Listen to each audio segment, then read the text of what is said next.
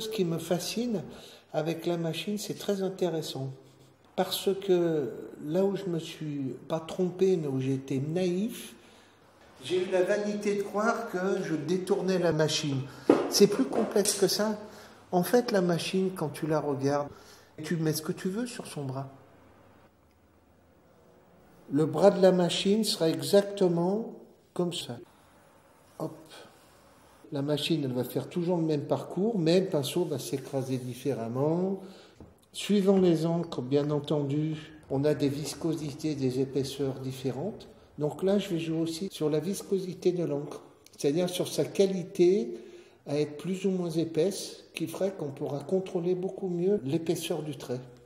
Et là, je vais mettre des adjuvants, je vais préparer des couleurs très fluides, moyennement fluides et très épaisses. On va varier le résultat, quoi.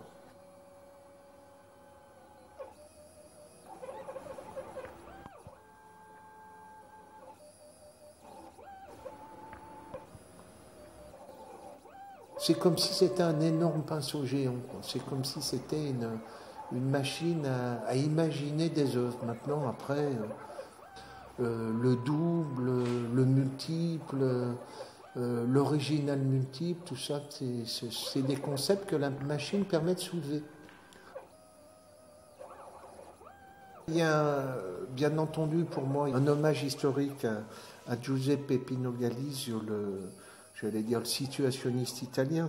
La deuxième chose, c'est que c'est un hommage ambigu à la machine, puisque j'ai la prétention peut-être d'imaginer que la machine puisse prendre plaisir à un geste répétitif qui n'est justement jamais le même. C'est une fois, rien qu'une fois, toujours la même chose en n'étant jamais le même.